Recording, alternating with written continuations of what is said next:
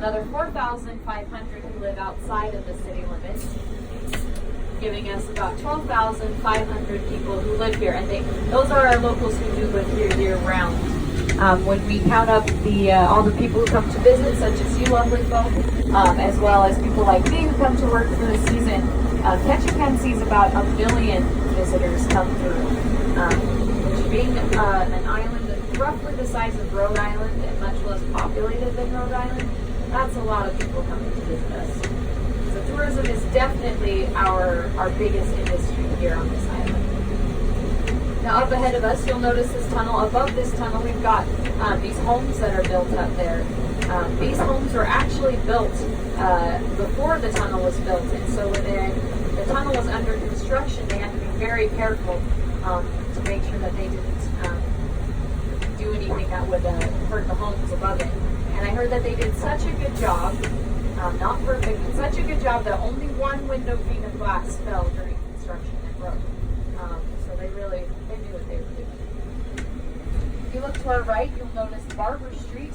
That street sign is attached to a staircase. That staircase is a city street, or I guess a city staircase. We've got quite a few of these city street staircases here in Ketchikan. And the reason why is at the top of these staircases you have these homes.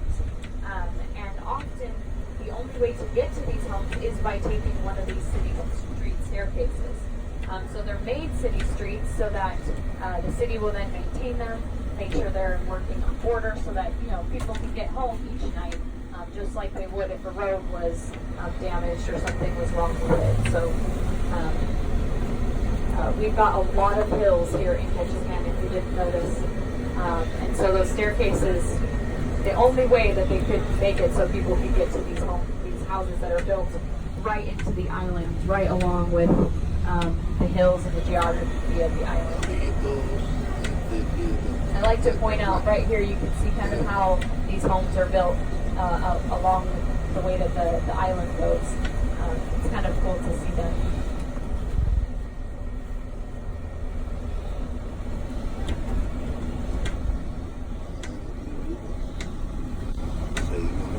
So as we continue down Newtown, you'll see these really tall buildings ahead of us. There's this salmon-colored one, and then behind it, just a second, you'll see the gray one with the green corners.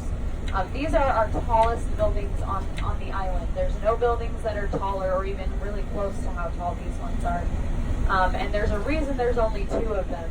Now, these buildings were originally built to house the pulp mill workers who came out here to work at the pulp mill. Now they're just regular apartment complexes that anyone can rent. But when they built them, there's a lot of homes that you'll see behind these 2 buildings. And as they were built, they actually blocked a lot of these homes' view of the ocean, so it lowered their property value a lot.